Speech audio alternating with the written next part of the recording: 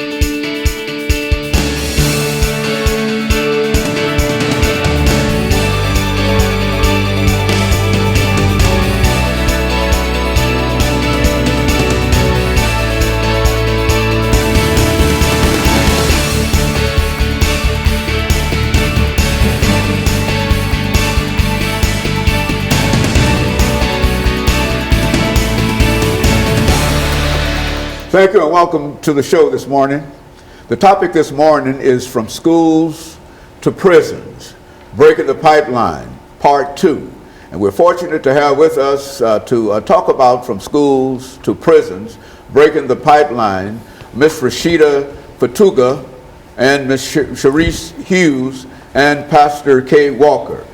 Let me welcome all three of you to the show this morning, Ms. RFatuga, and to tell you how delighted we are to have all three of you with us this morning to talk about a topic that I believe to be very, very important, and I'm sure that you also, excuse me, believe it to be very, very important, Ms. RFatuga, because you've been involved with this problem for quite a while. Yes. Why don't let us start off, Ms. RFatuga, by having you to give us some information about your background, your education, and some of your experiences, and Ms. Hughes will be able to give us similar kind of information, and Pastor Walker will be able to wind us down for this first six-minute segment, and then we'll get into doing the second segment, the issues dealing with from schools to prisons, breaking the pipeline, and et cetera. Why don't you start us off, Ms. RFatuga? Okay, well, thank you first for having us on the show this morning.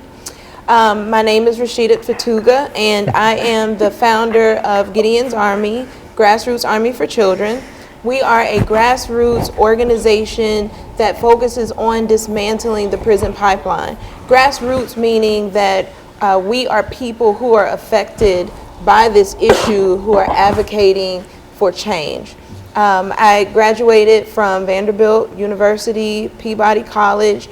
My major is elementary education and child development.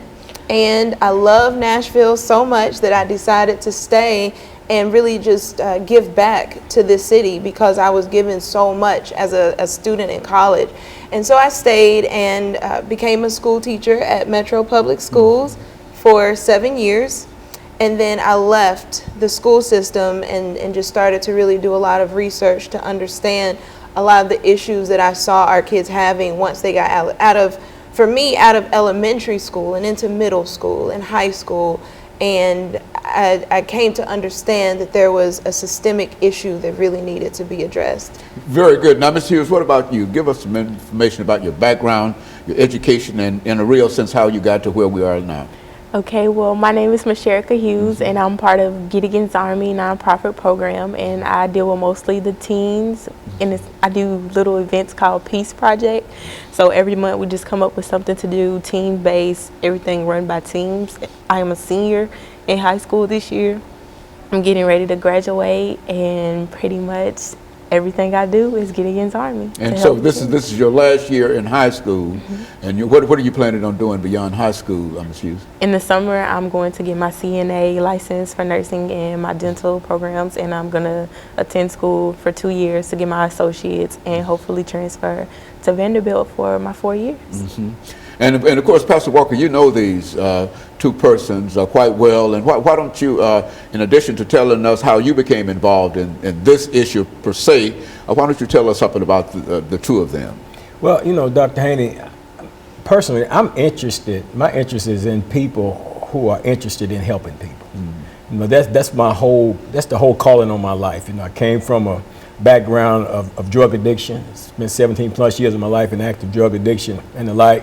Spent time in the prison system, and you know, and God called me into ministry. And as a minister, you know, my heart is for people, as a compassion within me for people, to reach out to people. So when I see other people who are genuinely reaching out to people, who have a genuine concern, because yeah, there are people out here that are reaching out, but they're not reaching out with a genuine concern as far as to the outcome of the people whom they're reaching to. Let me give you an example. You've got people that are served on a soup line, but they're complaining and grumbling all the while they're on that line. They're just doing it because maybe their churches have they're gonna have a day to serve the homeless somewhere, and they just on the line, but it's not really in their heart to do it. So when I find people that's got this in their heart, you know, that's why you see me on your show oftentimes with different people, because these are people that I know that have a sincere desire to help other people. And then when I met Rashida some time ago over there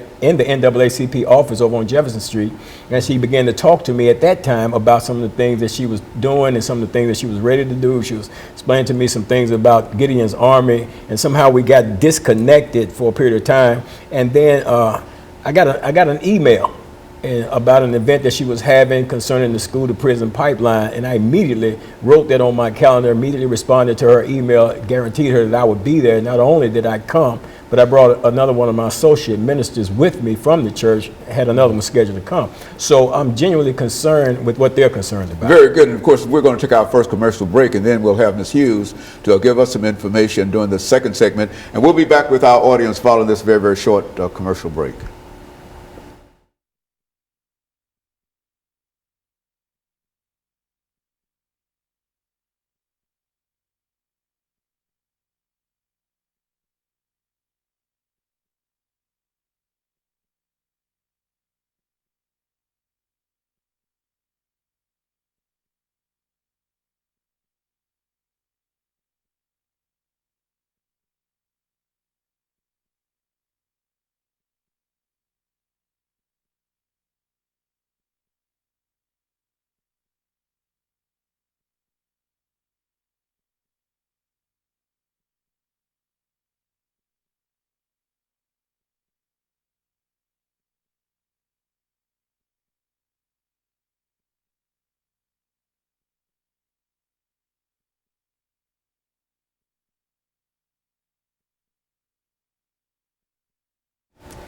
Thank you and welcome back to the second segment of the show for today.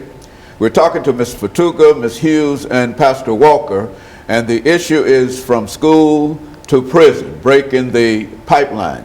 And all three have given us excellent information in reference to some of the issues faced by many of the young people involved in public education today.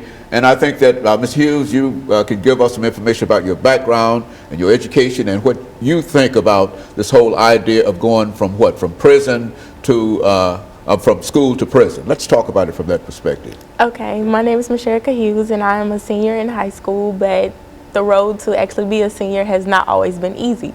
I have always been faced with conflicts and obstacles to get over, and let's just say the school system has not made it easy for me.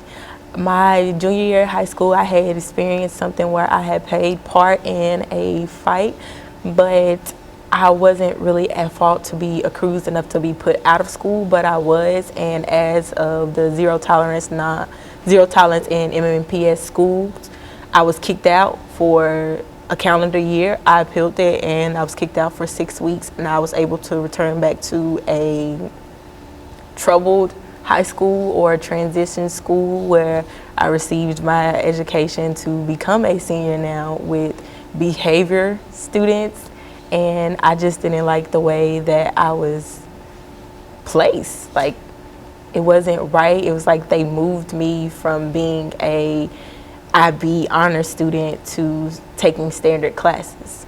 Do you find, Ms. Fatuga, her story familiar in terms of these transitional schools and transitional kind of situation? And say something in reference to that. It's very familiar. There are a lot of students who have infractions, and instead of them being dealt with in the classroom or even in the office, they're pushed out of schools, pushed into from expulsions, suspensions to alternative schools.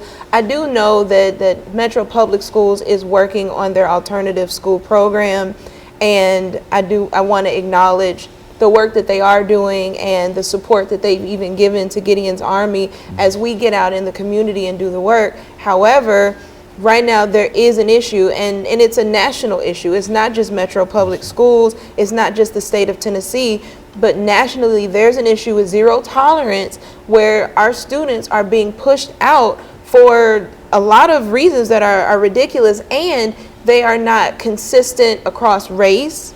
They're not consistent across the school districts, even across schools, even as it's dealt with from teacher to teacher. What the research does say is that kids are funneled out of the classroom and into the office at an unfair rate. And once they get to the office, it's pretty consistent how they're suspended and expelled. However, we know that this definitely affects Black children, especially Black males, more than any other demographic. And that's when you control for behavior, for socioeconomic status. So it doesn't necessarily matter what they've done or what their economic status is, it's still very racially biased, and it's not necessarily white teachers doing this to black children.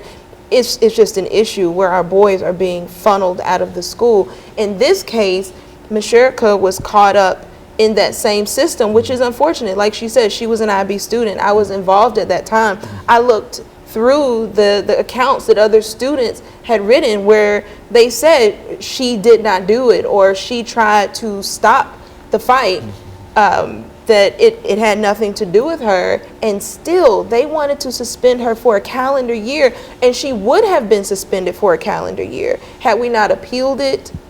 And even with the appeal, we got a 6 weeks, and I think we really should have taken it to one more level, but you know, that's parental decision. Do you find that that is general, the suspension for that period of time, for a calendar year, and how detrimental from your own experiences can that be to a student?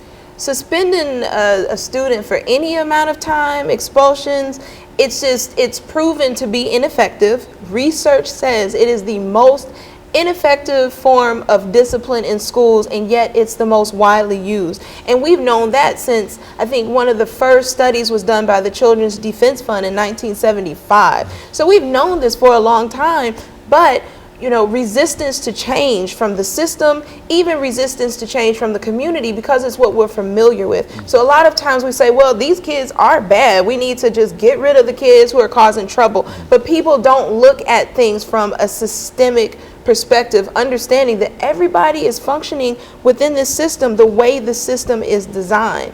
And so we really have to take apart what's going wrong in this machine, so that everybody and everything functions, so that our young people, all of our young people, not just the black students, not just the white students, but so that everyone is successful. And so, Pastor Walker, looking at from your own experiences, how would you assess some of the things that are happening to our young men, especially? Because I think that while certainly Ms. Hughes' example is what happened to a female, but what about some of the young men that are caught up in the same kind of transitional kind of suspension kind of thing? Dr. Haney, I would imagine that it's happening in even greater numbers when it comes to the young males. I think they have the greatest incidences. I don't have the stats on that of being kicked out of school. You know, they call them expulsion. I call them kicked out. You know, because when I got kicked out of school, I was kicked out of the school system. I had no chance to go get an education. As a matter of fact, I went into the military, went into the Navy, and ended up with a GED through OIC after I got out of the Navy. Those were options that were available to me then. You know, you throw a child out of school now, the options are limited, the peer pressures are there, then they get caught up in gangs and all kind of different other things. And that's the whole design of the system, to funnel them out of the school system into a negative setting somewhere away from the school system. You run into a lot of young black males, especially through my time going in and out of the prison system. I'm constantly out River Bend prison. You got to run into a lot of young black males that can't read, can't write. And one of the reasons for it is because they're not being taught while they're in school, because maybe you got a behavior issue that nobody cares to have enough compassion and concern to deal with and address. So as soon as a child gets in any kind of trouble, then zero tolerance kicks in. You get rid of the so-called bad apple. So now this so-called bad apple is in society with a mindset that says, I don't care because you didn't care for me. And that's what we're instilling in our youth when we do that type of stuff. When it comes to Ms. Hughes, it's becoming dear to my heart, because I have a granddaughter that's about to graduate from high school, and perhaps she didn't go through a lot of the things and experience some of the things that she experienced. And there are a lot of people with that mindset that says, well, it doesn't affect me and mine, and let them deal with it. But you can't have that mindset, because if it's affecting her, then it's affecting all of us. And all of us should be involved and come to, Very good. And let's take this second commercial break, and we'll be back with our audience following this very, very short commercial break.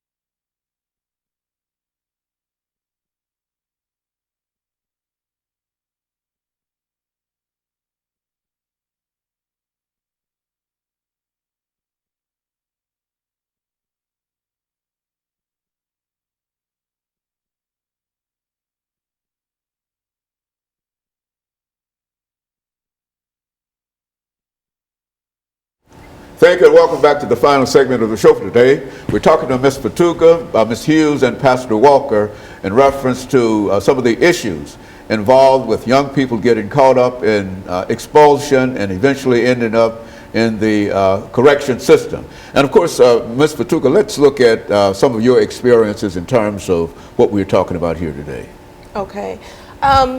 Well, I think one thing that I did want to bring up is that there are a lot of things that can be done to stop and destroy the prison pipeline at its roots. We've done a lot of research, and so we understand that number one, zero tolerance policies have to be addressed.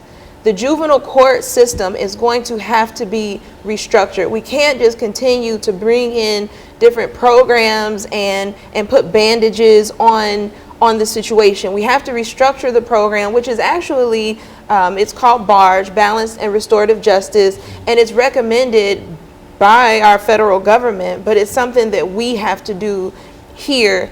The other thing is looking at how our young people are policed and reshaping how we view harm and how we allow our young people to make mistakes, to learn from their mistakes, and to repair the harm that's caused. Does that mean that we'll just stop suspensions and expulsions altogether? No. Does it mean that we'll keep every single child from being incarcerated? No. But there are definite things that we need to do so that we can make these changes and save as many of our young people as possible.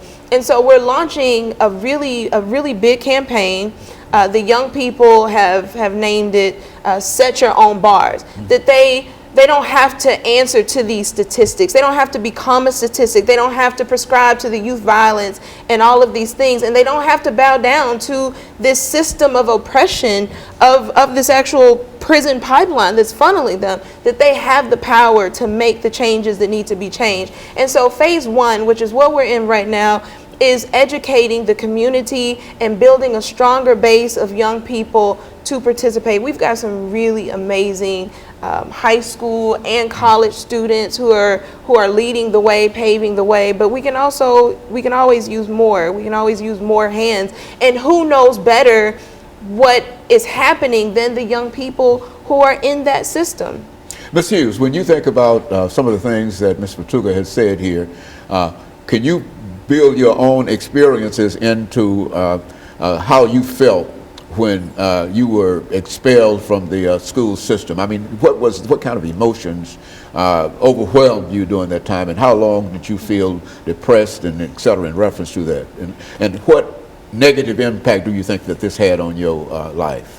Well, I think the negative impact that it had on my life was it took me away. It took me off track. I wasn't able to finish and have the grades and apply for the colleges that I wanted to, or attend the things that I wanted to attend as a senior. I haven't been to prom. I haven't really did anything senior-wise, like senior week or anything like that. But I think when she said us naming our campaign Set Your Own Bars, even though that happened to me, I have always set my own bars. I have to want more for myself if no one else wants it for me. So we're just doing things with teens to get them out so they can be able to set their own bars. Like, it's a difference to set bars for somebody, but to set them for yourself and to want that for yourself is different. It's nothing wrong with having encouragement or someone to back you up, or just friends, someone to lean on, a shoulder or anything. So we have peace projects going on, and we're meeting every once in a while, and we're just coming up with strategies on how to deal with life in general. It's team-based. Everything is done through teams, by teams, and we're just looking for great ways to motivate people who want to be different and expect more, and who's willing to set their own bars. So would you say that the very fact that you were expelled for this period of time and that part of your academic educational career had such a negative impact on you that it was very, very difficult for you to overcome, and evidently you've overcome all of that, not perhaps all of that, but many things in your life before, up until now. But do you think that had a tremendous impact upon you deciding to come back into the system? Were you led by Ms. Fatuga? How did you simply overcome all of that, pull all of that together? Well, it was very hard because it was a gap between my reading and what I knew was best, and what I knew I could know in the future that would help me. And it was just a gap between my GPA, my ACT scores, everything was just a gap. And it's like, how could you put something back together if it's a gap? So just coming back to school, it was difficult, but I knew it had to be done, because if I don't have my high school diploma, how would I manage to get a great job in the future, or go to college if I want to do that, or even receive a higher paying job? So it was difficult, but it was all worth it. Like, Rashida helped me out. It was a bunch of college students who talked to me, different people that I got to meet, and just to hear their side of the story and what they go through and how they didn't stop. I was just stay persistent. And so you think what you're talking about now can have a real impact upon a large number of other young people who might be caught up in this transitional school kind of situation? I think so. If they're willing to do it, then why not do it? It's nothing wrong with doing it with someone who's doing it like you want to do it, and just doing it together. So I think it will have an impact on them. But if you're not determined, if you're going to play around, those are not the people we're looking for. We're looking for people who's really willing to set their bars and do better in life. So that's the name of the program, Set Your Bars. In other words, determine where you want to go and what you want to do. Is that what we're saying here? Yes, sir. Where you want to go and where you want to be in life. How you want to be viewed versus how someone views you. Pastor Walker, and I think we've got about 3 minutes before we end this show for today. But in a real sense, I think that this program, if replicated generally throughout the metropolitan system and everywhere else, would have a very positive impact upon many of our young people. Would you say that from what you know about what they are doing? Well, I know for sure that the impact that it may have had on her, and her ability, her resilience to bounce back from it all is not something that you may find in a lot of the students, that they're going through this and experience this thing right here. Fortunately for her, she has that within herself, and then she had a support system around her to help her to be able to navigate her way through this. And then they brought down the standards and stuff like that, even set roadblocks when she got back somewhat into the system. Now she's saying that, she's not been able to experience a lot of things that she would normally have experienced as a senior, who had a determined mindset to excel in the things that she was in school to accomplish. So there was a whole lot that goes into that process. But what I really like to do is be able to identify to your audience here how they can get in touch with Gideon's Army and the Peace Project, so that we can create some partnerships and move this thing forward. Ms. Patuga, why don't you give us that information about how people might be able to get in touch with you, and how they might be able to help you in order to perhaps make this a much broader operation than you have? Thank you. Our phone number is 615-852-7530. And our email address is onearmyunited, that's ONE, armyunited@gmail.com.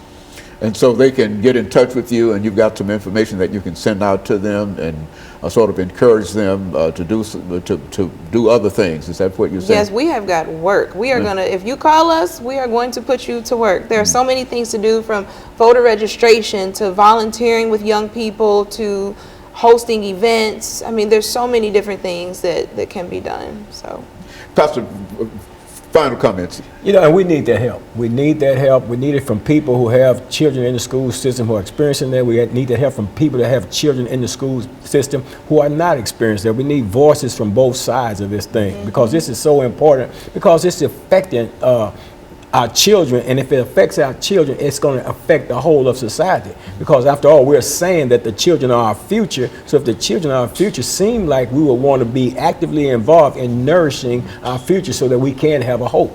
So I'm encouraging people to get involved. Call the number. Get involved with Gideon's Army, and let's make a difference. Let's do something instead of just sitting around complaining and talking about our youth. I mean, our youth are caught up in the school system, man. They're putting them on all kind of ADHD medication. Dr. Haney, when I was an intravenous drug user in the prison system, I used to shoot Ritalin. We call it BAM, get high on it. And they're giving this to our school children because they simply don't want to take time out to figure out how they can teach that child. So they send them, rush them out somewhere, mislabel them as having some type of situation going on with them, and then poison them with all them drugs all the rest of their life. Very good. And of course, let me thank the three of you for coming by and giving us that excellent information. And let me encourage our audience to tune in again next week for another informative edition of Comments. Thank you, and Good morning.